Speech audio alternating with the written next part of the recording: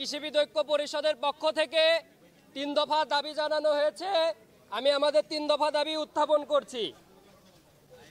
দাবি নম্বর 1, department of agriculture extension এবং Bangladesh agriculture development corporation সহ সব গবেষণা প্রতিষ্ঠানে 10ম গ্রেডে কৃষিবিদদের জন্য এই পদ উন্মুক্ত করতে হবে।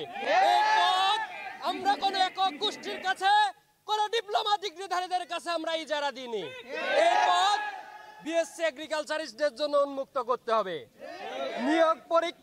দাবি নম্বর 2, নিয়োগ পরীক্ষায় উত্তীর্ণ হওয়া ব্যতীত 9ম গ্রেডে কোনো পদোন্নতির সুযোগ রাখা যাবে না। যারা 10ম গ্রেডে চাকরি করছে তাদেরকে হয় আপনি আলাদাভাবে নিয়োগ পরীক্ষা দেন, তাদের ওই যোগ্যতা নেই যে তারা 10ম গ্রেডে নিয়োগ পেয়ে 9ম গ্রেড, এরপরে আবার পদোন্নতি পেয়ে 6ষ্ঠ গ্রেডে তারা পদোন্নতি পাবে, আর এইদিকে বিএসসি এগ্রিকালচারিস্টরা আঙুল চুষবে। এই সুযোগ দেওয়া হবে না। আমাদের দাবি নম্বর 3, যারা বিএসসি কৃষি এবং কৃষি সংশ্লিষ্ট ডিগ্রিধারী শুধুমাত্র তারাই নামের আগে কৃষিবিদ এই প্রত্যয় যোগ করতে পারবে। আপনারা ডিপ্লোমা হয়ে নামের আগে কৃষিবিদ এই প্রত্যয় যোগ করতে পারবেন না। আমি সরকারকে স্পষ্টভাবে জানিয়ে দিতে চাই, আমাদের এই 3 দফা দাবি যদি না মানা হয় আমরা কৃষিবিদরা পুরো দেশ অচল করে দেব। পুরাতন নীতি, এই পুরাতন নীতি এখনো চলতেছে, তাই আমাদের কৃষিখাতে এখনো কোনো ডেভেলপমেন্ট নাই। এই পুরাতন নীতি চেঞ্জ করতে হবে। যে সময় এই নীতি ডেভেলপ করা হয়েছিল 1985 সালে, সেই সময় ডিপ্লোমা কৃষি এবং বিএসসি কৃষির অনুপাত ছিল 3:1, কিন্তু এখন বর্তমান সময়ে সেই অনুপাতটা উল্টো হয়ে গেছে।